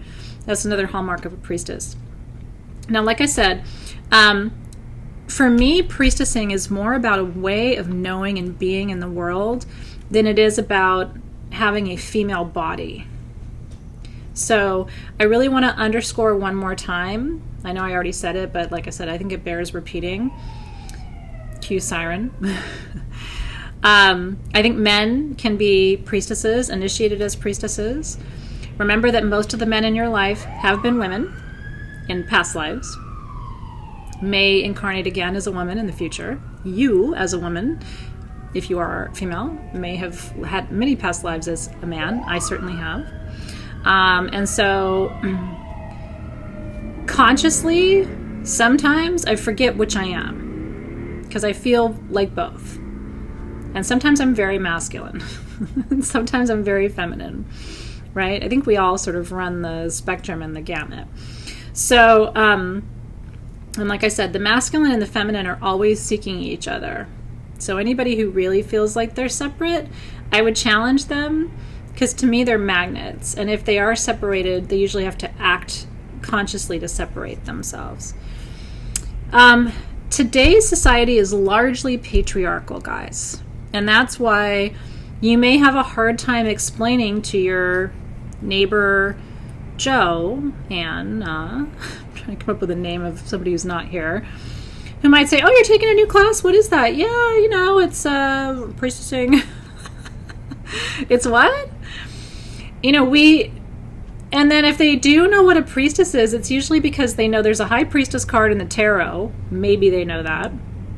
Or they've heard about witches called priestesses, and they're imagining covens and blood sacrifices and a lot of weird things that are not going to happen for you in Soul Shift this year. And so if you think about it, Judaism, Christianity, and Islam, which are really the reigning traditions, right? There are others. Certainly there's Buddhism and lots of other spiritual traditions on the planet. So I'm not saying those are the only three. But those are a big trinity, okay? And those are very masculine traditions, right? There is a God. There is a prophet. And if there are women, those women are supplicated, right? They're minimized. They're the mother. They're the prostitute. They're the sinner. They're the right. But they're not the one, and they're not seated at the hand of the one, right? So, and one of the things you should know, and we're going to talk about this year, a lot of the feminine got written out, and we'll talk about the Shekinah and Mary Magdalene and how some of the roles of women in Christianity in particular, in the process of being minimized, really led us to this idea that God is masculine and that the feminine is just a servant of, rather than a partner to, which is what I think of the feminine as. And so we're going to talk about that too. And you can see the lineage of everything that I'm talking about when you think about the fact, and we've talked about this for years, almost every book you read about goddesses says that every goddess is a fertility goddess. They're either a fertility goddess or a mother goddess, right? Why are they, or a love goddess, right? I mean, think about it. You can almost track every single goddess to fertility rites, or rites of passage, or fertility practices, or war. Like sometimes they get relegated to war without really looking at like what war represents, right? That war is really the process of a goddess being, or a priestess being able to manage conflict, to resolve conflict, which is why we're going to be talking about conflict resolution and priestessing this year. It is part and parcel of the work of a priestess, but that part of a priestess's roles, that part of the divine feminine and spirituality, was really for the most part written out of Christianity in ways that a lot of us find disturbing, but are also create opportunities for us to now reimagine and to go back and to read some of these other gospels that help to paint a fuller picture of what the feminine really represents in our spiritual tradition. So we're going to be looking at that this year. Okay. Now, the first priestess ever in history was Enheduanna in Sumeria. And Enheduanna was a priestess of Inanna, who really is the first mother goddess. And Inanna has a fascinating lineage. And Inanna is spelled Inanna. And Inanna, before Inanna, depending on where you look and where you read, and we'll talk more about this, because Danu is a goddess that we're going to be focusing on in January. And there's a lot of talk and legend around Danu.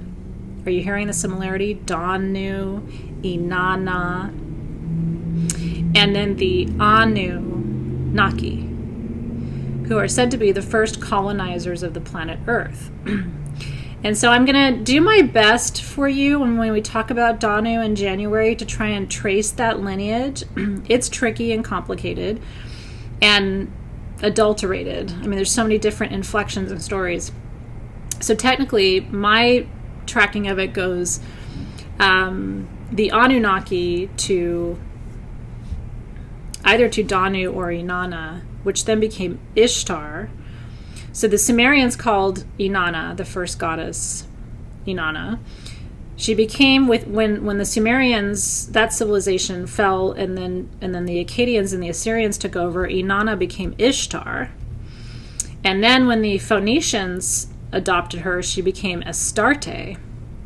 And then when the Greeks adopted her, she became Aphrodite. And then the Romans adopted her, and she became Venus. But if you think about Ishtar, who's known as a sex goddess, Astarte, who's known as sex, moon, fertility, Aphrodite, and Venus, sex, passion, sex, passion, beauty, sex, beauty. These are goddesses who've been reduced over time in history to kind of the most superficial things that we think about when we think about women. But Inanna was a very powerful goddess, and Heduanna, who was her priestess, served Inanna. Actually was the first priestess she was the first poet beyond being a priestess, and she had a cuneiform tablet where she wrote her poems, and one of them still exists. One of the first hymns to Inanna written by Enheduanna still exists on a cuneiform tablet. Now, when you move into Egypt, there was a lot of goddess worship, and again, priestesses served. Sorry, I'm talking a lot without taking breaks, so hold on. Priestesses served the Egyptian goddesses, in particular Hathor and Isis. Hera in ancient Greece had priestesses. The snake priestess from Minoa, which is my lineage on my father's side, also had priestesses. So she was a priestess, and there were sub-priestesses who served her.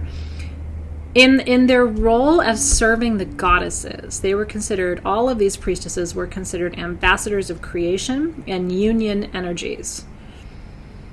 They were considered the divine feminine pathway. And one of the things I think is really interesting, I'm a linguist by training, and I'm really interested in etymology, which is the roots of words. The word mother in English comes from the Latin word mater, like alma mater. Okay, mater. Okay, so mother comes from mater in Latin. And there's a relationship between mater and matter, mattr, as in what matters, what's important. It goes back to the mother.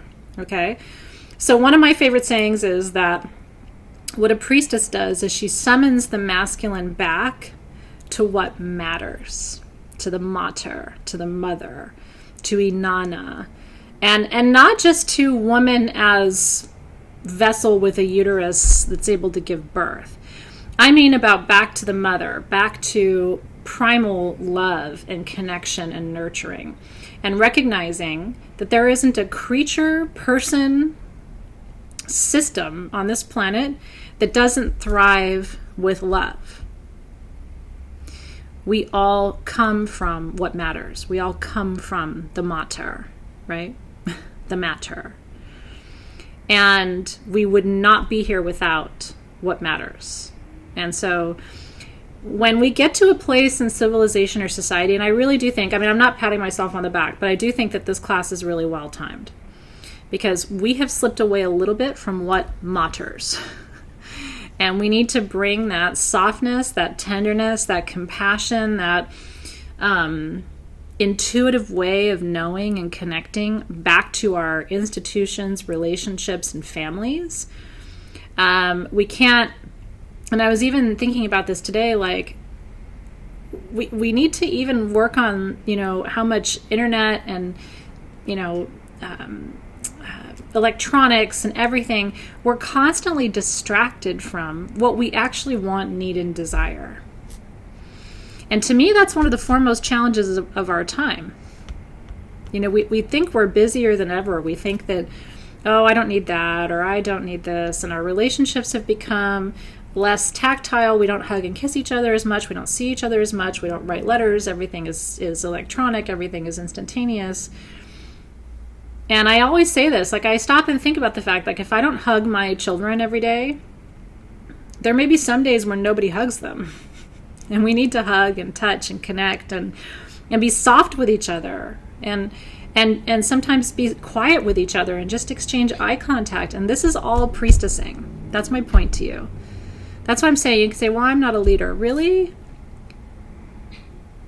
If you're called to this class, I think it's because you're being called to bring these things forward. And I think you need a guide and a structure and a set of processes and tools and some tips and suggestions and then some support and community to remind you of what matters. Right? And so it goes beyond fertility. It goes beyond, all these things that we've been reduced to, right? Like, there's another love goddess, there's another fertility goddess, there's another, It's more than that. It's about engaging multiple ways of knowing And it's about trusting and surrendering to your intuition. And it's about the cyclical nature of life and the opening of circles and the gathering of energy and the harvesting of our desires. Like these are the tools, tricks, and domains of the priestess. And so you can reduce that to saying, well, she's a mother goddess or she's a fertility goddess. Because we've almost gotten to a point, you guys, where we've forgotten what else she is. And so I'm here teaching this class to remind you, and then it is my hope, desire, and expectation that you will go out in the world and continue to embody all of this. And like I said, even if you never left your house again and only embodied this in your home, that is good enough for me. Because if you think one person can't make a difference, if you think that you can't make a difference unless you reach 100 people with what you know, I want to really remind you that that's not true. We are so interconnected that every move you make, every shift you engage in impacts me directly. When you're sad, I ache, even if I'm not aware of your sadness. It's in the matrix, right? So anyway, I leave you with all of that as part of our conversation because I think it's really important. And there has to be a wholesale re-education. Most people think a priestess is pagan. There's a couple things I want to say to you about that. And in paganism, a high priestess is thought to be the sole leader of a coven. And that's a role into which a woman is usually initiated after a period of study, which can differ depending on the coven, anything from 2 weeks to 20 years of whatever the initiating priestess demands as the training or the period or the hoops that the initiate must go through, right? And that's set and determined by each coven on its own. Your initiation at the end of 2020 simply depends on your completion of the 12 months of classes. So that is a good reminder to you. If you start now and you want to finish and get your certificate and be initiated in December of 2020, you have to finish all 12 months of Soul Shift, okay? So keep that in mind. Like some people do, take a break 1 month and come back. You don't want to get too far behind this year. It doesn't mean you have to have watched every single minute of every single class, but it does mean that you need to participate. It does mean you need to complete, and you don't even have to do them in order. Some people, sign up and they get a little bit behind and they end up doing March's work in April, which is okay. Because the reality is you're going to do this work this year when it fits your schedule and when it's right for you. And not a minute before and not a minute afterward. So please do me and each other a favor. Don't come into class and go, oh, I'm so far behind. We're all going to tell you that you're not. This isn't a race.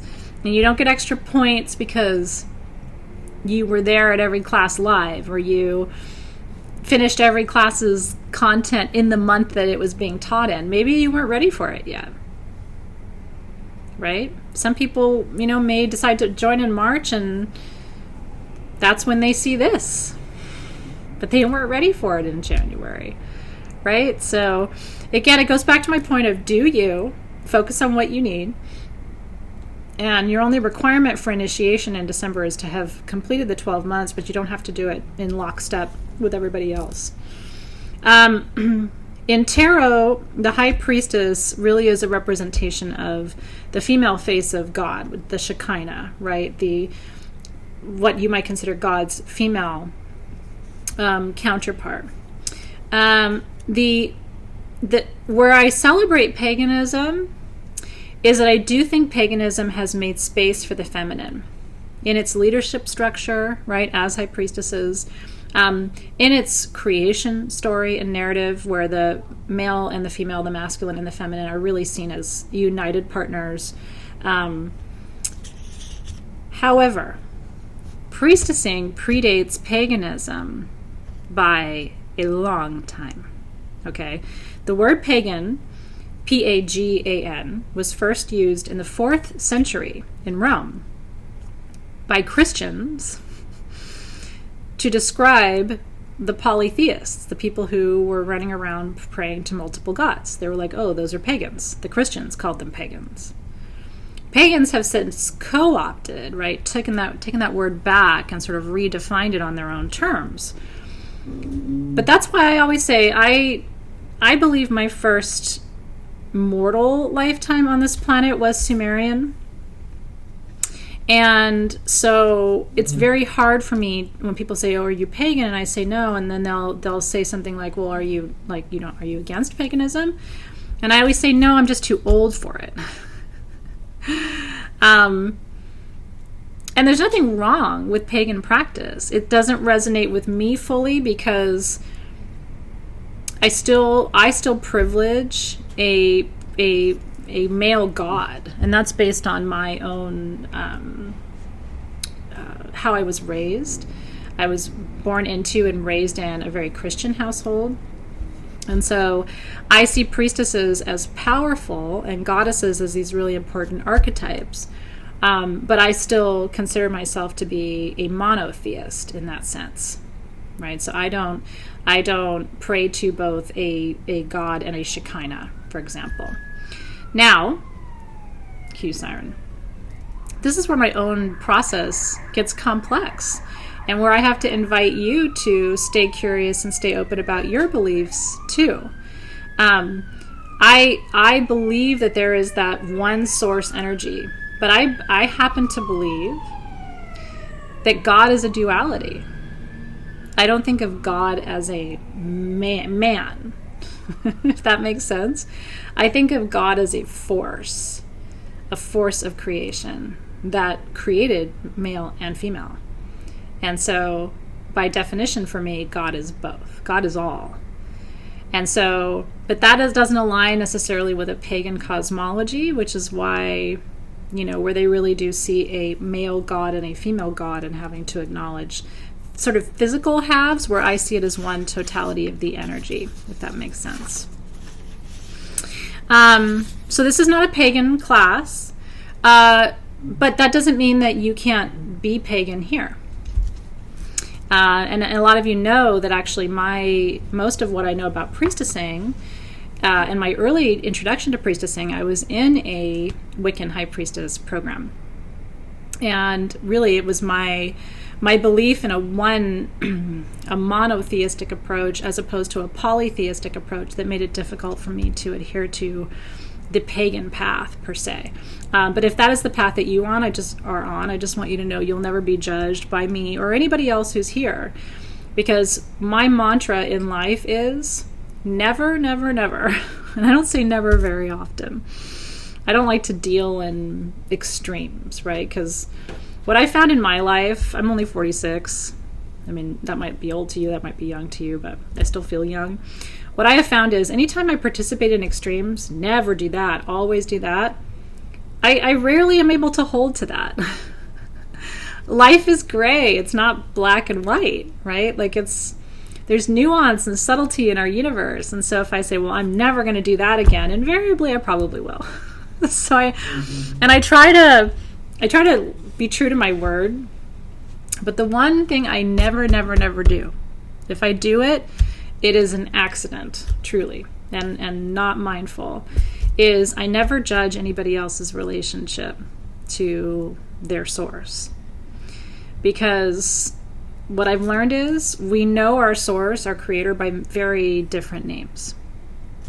And it doesn't mean that, well, your name's right and my name is wrong, or my name is right and your name is wrong. If I call it God and you call it Allah, or if you call it Buddha and I call it Jesus, I don't think any of us are wrong. And if you're new to working with me, I think it's important for you to know that, because I've had a lot of different medicine experiences too. Ayahuasca journeys, for example, where I've been shown that it's all accurate. It's all accurate. Ultimately, there will be a path that resonates most fully for you.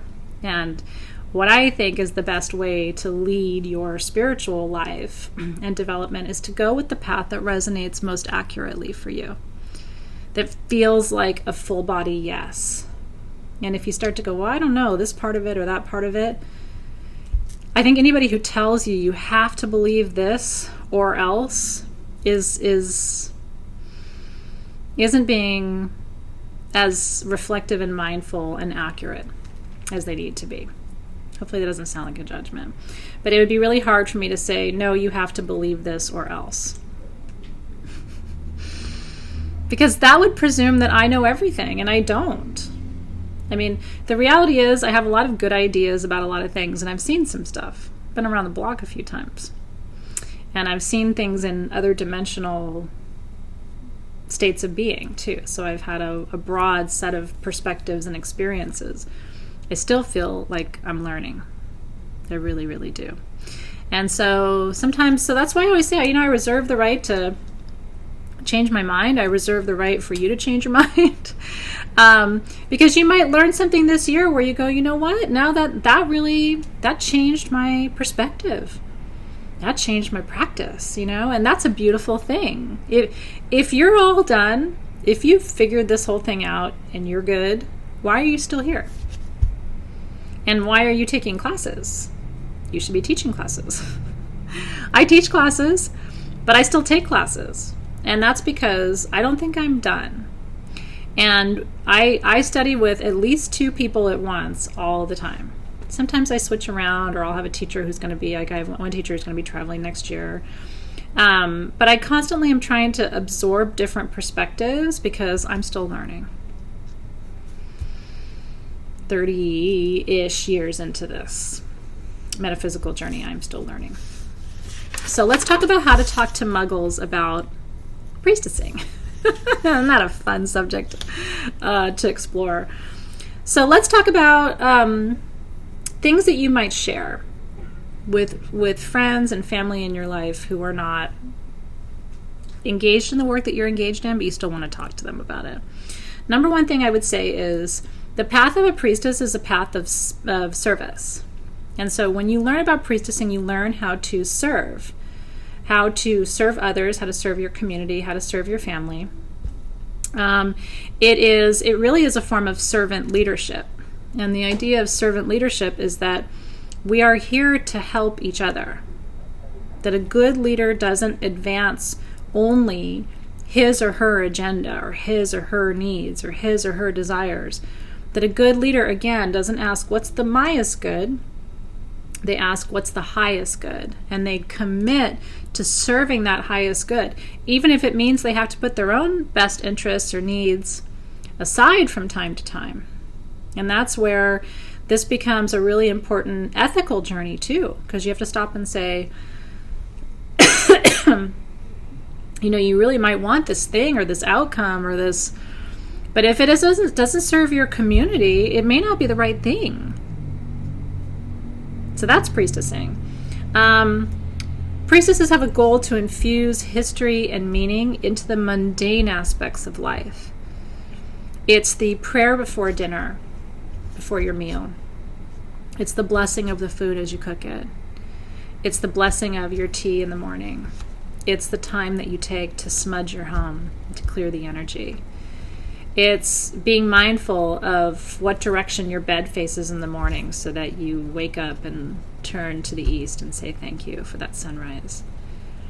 It's learning how to lead the ceremonies and design the ceremonies of your life to bring deeper meaning. And again, not just to, the full moon and the new moon, but to, like I said, your child's 6th birthday party, or your son who's about to turn, my son's turning 13 in March.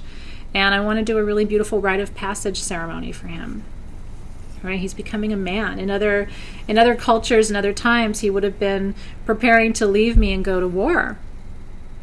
And so even though that's not the society that we live in now, I think energetically it does him a service to share with him some of these rites of passage and passageways that honor these really ancient processes of how we used to bring boys forward as they begin their journeys as men, and with women as well. Zoe's turning 11 this year, right? So the red 10, how we honor her becoming, a woman, and so I think about every process of my life.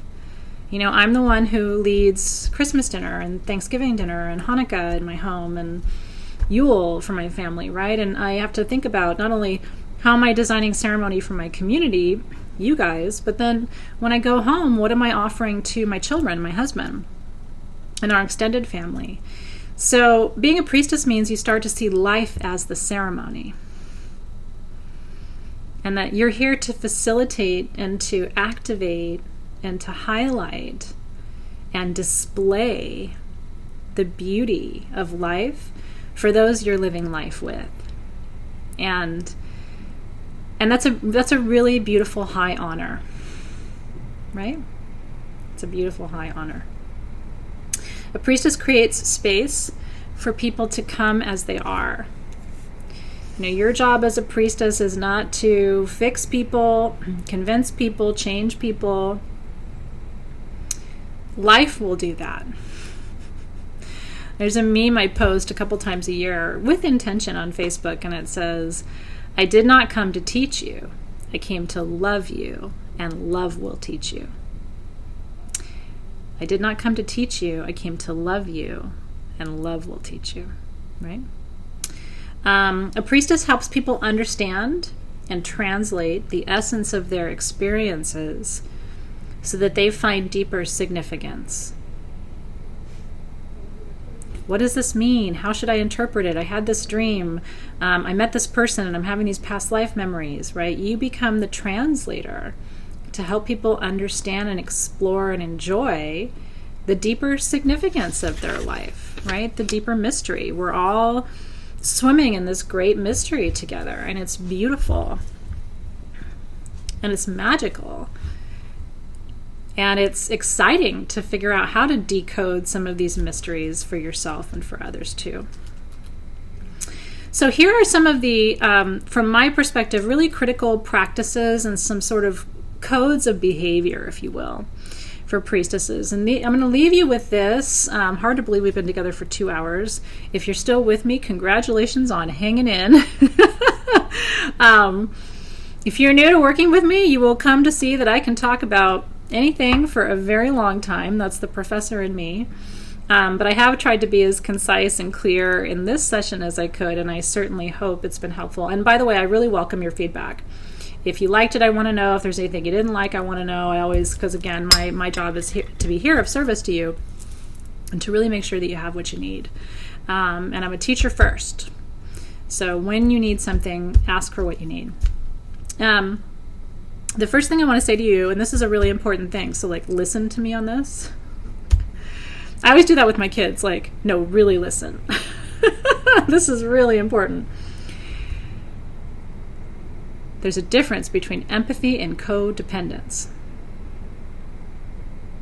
You can love people, you can be present for people, you can witness people, you can love people unconditionally. You do not have to participate. You are not obligated, even as a priestess, to participate in their dysfunction or to facilitate their dysfunction. And in the same vein, a priestess is not required to participate in your dysfunction. You are not allowed to make your problems other people's problems, just like other people aren't allowed to make their problems your problems, right? So you have to learn how to manage your own energy. And an example of this is you can't just, imagine going to a high priestess and saying, okay, I'm just going to tell you everything. Just please help me. And then just, just give them everything that's going on in your life. And then sit back and go, okay, priestess it up. Yeah, you're going to priestess me out of that one. No, that's not what we do. And so part of what you're going to learn, I hope this year, especially if you're somebody who does that, who's you see it on Facebook all the time. People come into a Facebook group and go, oh my God, shit's happening. Please help me, help me, help me, help me. That's not managing your energy, right? Managing your energy looks like acknowledging what's happening in your life, right? Looking at it all, and then asking yourself before you blurt out or try to get other people to take your problems on, asking yourself, what do I need here? Do I need reassurance? Do I need a reminder about who I am? Do I need someone to breathe with me?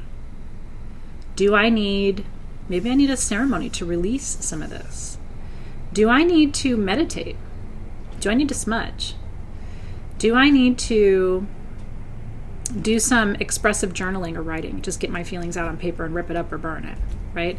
And then decide how you approach your community or your high priestess. And again, you'll teach people in your life through their experiences how to approach you as well. When people come to me and go, oh my God, help me, help me, help me, the first thing I do is I say, take a breath. You're coming here in triage mode, which I understand where you are. But there's another step you need to take before anybody can help you, which is you have to take a step back, take a deep breath, and ask yourself, what is needed here? Do I need to collect myself? Do I need to balance my energy? Do I need to call upon my spirit guides, archangels, angels, ascended masters, spirit teachers, ancestors, right? I want you by the end of this year to not feel like your only recourse when you face a challenge in life is to run to other people and go, oh my God, fix this for me. Holy shit, there's all this, If you do the work this year, that's not going to happen to you again. I'm not saying you're not going to face challenges, but you're going to have about 10 other things that you can do before you will, in the future, go and, without managing your energy, expect other people to solve, fix, or change for you. Because you're going to realize that's not even possible, and it's not ethical. It puts people in the position of then having to push back on you and create a boundary, right? Because it's not their responsibility to fix, change, or solve your problems, right? They can witness you, they can hold space for you, they can help you ideate ceremonial suggestions, they can create a container and help hold the container, right? But I think the real aha moment of priestess training, and it certainly was for me, was the moment I realized that I am also my priestess. You know, you wouldn't take me seriously if I was telling you all of this, and then every 5 minutes or even every month you saw me like fall apart and not know what to do, right? Like you'd be like, well, doesn't she practice what she preaches? And I do. Doesn't mean I don't need support sometimes, but I go to very specific places with very specific requests when I need support. And by and large, it's me and that spirit team up there. I am constantly calling upon my spirit guides, my ancestors, the Holy Spirit to attend me, right? I work a lot with Mary. And so I want to make sure you have tools. This is not the pillars of codependency this year. This is the pillars of priestessing. And this is about your empowerment so that you know what to do and where to go and how to approach and how to ask and then how to surrender and how to explore and how to open the channel and how to meditate and how to call upon your guides and how to create and set and hold sacred space for yourself too. Like I said, you are the most important person you will priestess. And the quality of your life depends on the quality of your training. Cue siren.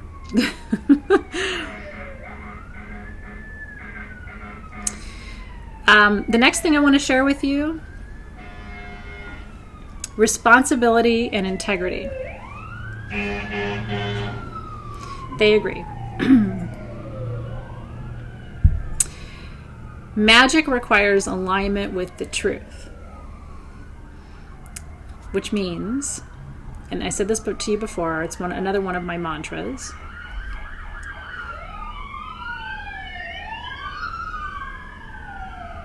I even priestess for the ambulances, right?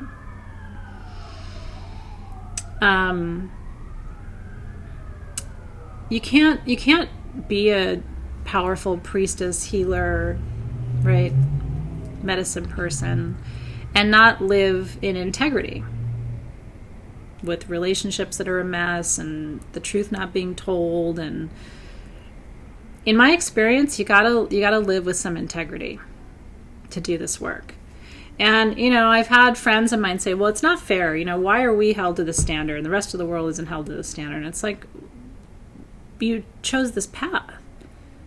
This isn't a path of deception. This is a path of clarity and truth and conviction, right? And letting your word mean something, and learning how to hold it together. Because you're not doing it alone. Learning how to work with your spirit team and connect with your community and be vulnerable without being dysfunctional. You can be vulnerable without being dysfunctional. And again, that's part of the work of this year. Magic is easier when it's aligned with the energies around you.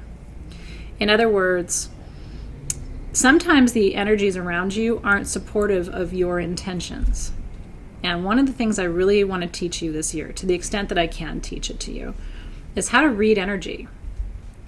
Are the energies working for you or against you in your life right now? And how do you... So once you figure out, okay, this energy is working with me, it's supportive of this, I'm gonna kind of like get my car in there and enjoy that and like align with that energy. Or, whoa, I'm trying to manifest this, but everything's working against it. Sometimes you have to stop and say, why is that? Why is everything seemingly working against that right now? Is the timing not right? Magic is partly timing and variables and energies, and being able to read and sense those energies is a really big part of becoming a priestess. Maintaining, this is critical too, maintaining a big open perspective. You are this big in the universe. And all the things that bother you are also this big. Sometimes you have to stop and think about your smallness and find some comfort there. Part of being, I always say priestesses are cool under pressure, but it's because we realize everything is small. It's really small. Because we understand how big and magnificent this multiverse is. So we don't come out of our skin unglued when something happens. Right? You got to maintain that open aperture, that big global perspective, because it helps you ride the waves without being ridden by the waves. You got to ride energy. Don't let it ride you. Engage your beginner's mind. Priestesses are humble AF. I don't know a lot of priestesses who are on big ego trips. And I also don't know a lot of priestesses who are super judgy of other priestesses.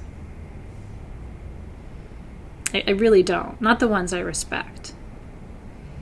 And I've had some teachers who disappointed me, I will say, by not being in integrity, like not being honest about things, by, not kind of living their message, and by judging other people. Like I said, my biggest thing is don't judge other people's relationships to their creator. That is not your domain, right? So anyway, I share that with you because I think it's important to be humble, not to be judgmental of others. And remember that priestessing is cyclical, and your learning is going to be cyclical. So as a priestess, you will, without question, learn some things. There was one of you who asked, I can't remember who it was this year, but I was starting to talk about the programs for 2020. And this particular woman said something to the effect of, we're not going to cover anything that we covered this year, are we? Or, kind of like, you're not going to teach anything from this year again, are you? And my response was, probably, right? I mean, not explicitly. There's not explicitly redundant content. But what her comment or question said to me was, I still need to reinforce this concept to you that shamanic learning is cyclical, and that in fact the power of it is when we come back to something that we've already learned, but with a new mindset, a new perspective, a new layer on it, or a new twist on it. The deepest spiritual learning isn't when every 5 minutes there's some new big insight, right? I am going to deliver new big insights to you this year. My job as a teacher is to give you some pretty powerful aha moments. My hope is that you've already had 2 or 3 moments in this session with me where you're like, holy shit, that's what I paid for, right? That's my hope. But not everything is going to rock your world like that. And sometimes, in fact, the point is to bring you back and show you something again so that you see, oh my God, I'm different this time. That thing triggered me and I didn't respond the same way.